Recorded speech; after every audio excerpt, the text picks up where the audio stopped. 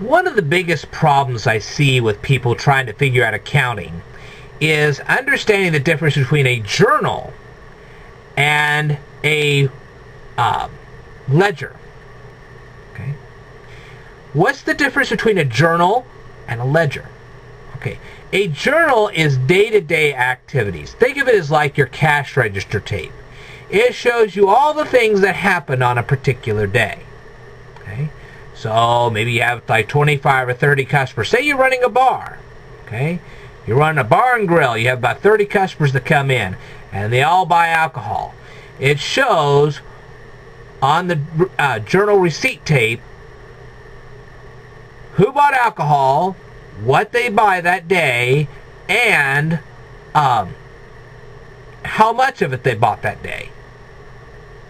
Well, that's all fine and dandy if you want to know what happened during the course of a particular day. But then you run into a problem. Let's say you have a customer that comes into your place regularly, and he always tells you to put what he owes you on a particular day on his tab. Okay? And some bars still do this. You know, hey, I'm going to get X and Y drinks and just put it on my tab. So this guy, day after day, starts running up a tab. Now, if at the end of the week he comes by and he says, I'm going to pay for my tab, there you go. No problem. Well, if this guy starts doing this for like a month or more, then you got a problem. Now you say, well, okay, how could we possibly tell how much of a tab this guy's run up if we have to go through these big old receipt tapes? You couldn't. That's why you transfer all this information from the receipt tapes to a ledger. Then what you do is you make up this account. You say, well, this is Bob's account. And in that ledger you say, on the first he bought $20 worth of drinks.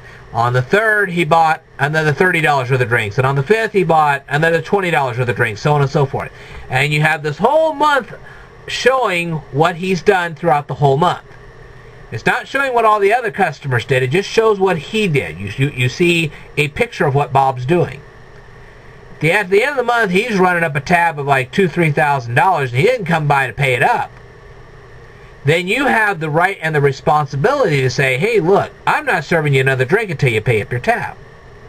So that's what's going on. You have the journal to show your day-to-day activities, and then you transfer the information from your journal to your ledger so you can show the activities for the month of a particular person. That way you can discern what Bob drank on a particular day from what everybody else drank on a particular day. See what I mean? That's the key. So the day-to-day activities are listed in the journal, and then that information is then transferred to the ledger.